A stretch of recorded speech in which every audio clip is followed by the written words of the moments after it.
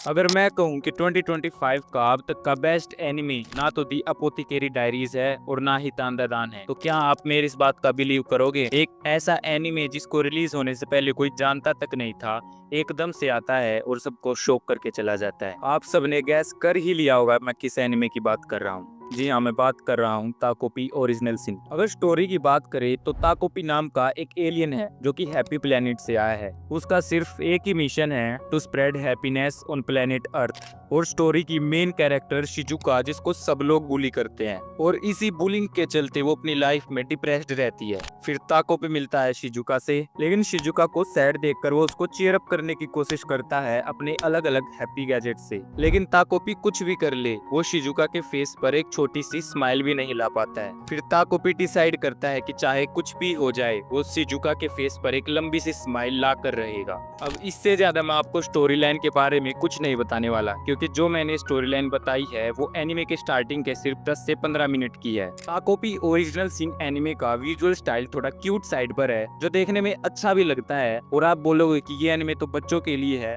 But you are so wrong. Anime के first episode के mid में एक ऐसा सीन आएगा जिसे आप अपने वाइल्डेस्ट ड्रीम में भी एक्सपेक्ट नहीं कर रहे होगे। जब आपके सामने वो सीन आएगा तो आपका दिमाग प्रोसेस ही नहीं कर पाएगा कि क्या हुआ। मैं आपको गारंटी दे सकता हूँ कि इस मोमेंट को देखने के बाद आप पूरे एनिमे को बिंज वॉच कर दोगे। एनिमे में दो और कैरेक्टर्स हैं, मारिना और आजुमा, जो स्टोरी में बहुत बड़ा इम्पैक्ट डालते हैं। ये कोई मेन कैरेक्टर्स तो नहीं है, लेकिन एनिमे में इन पर पूरा फोकस किया गया है। एक अच्छे एनिमे की पहचान तभी होती है जब उसके मेन कैरेक्टर्स के अलावा उसके साइड कैरेक्टर स्टोरी लाइन पर इम्पैक्ट डाल पाने में कामयाब हो जाते हैं। इसका मैं आपको एक छोटा सा एग्जांपल देता हूँ। एनिमे में मारिना नाम की लड़की होती है, वही लड़की जो शिजुका को बुली करती है, उसको मारती है, उसको परेशान करती है, जिससे फिर तुम उसको नॉर्मली नफरत करोगे। लेकिन जब उसकी लाइफ एक्सप्लोर की जाती है, हमें दिखाया जाता है कि वो भी कितनी ज्यादा प्रॉब्लम फेस कर रही है और उसकी वे प्रॉब्लम किसी न किसी तरीके से शिजुका से कनेक्टेड है, तो तुम उससे नफरत नहीं कर पाओगे। ये जानते हुए कि मारिना जो कर रही है वो गलत है, लेकिन फिर भी तुम उसके लिए सिंपैथी फील करने लग जाओगे। एनिमे के तीनों कैरेक्टर्स अपनी लाइफ में अलग अलग प्रॉब्लम से डील कर रहे हैं। एनिमे में कुछ चीजें तो इतनी ज्यादा मैच्योरली तरीके से दिखाई गई है ना, जो कुछ ही एनिमे ऐसा कर पाते हैं। जैसे पेरेंटिंग। आप मानो या ना मानो, आपके बच्चे कितना ज्यादा अच्छा बिहेव कर रहे हैं या बुरा बिहेव कर रहे हैं, इसका कहीं ना कहीं तो रीजन होता है पेरेंटिंग से, या अपने बच्चों से इतनी ज्यादा एक्सपेक्टेशन लगा लेना जिसके वे काबिल नहीं है।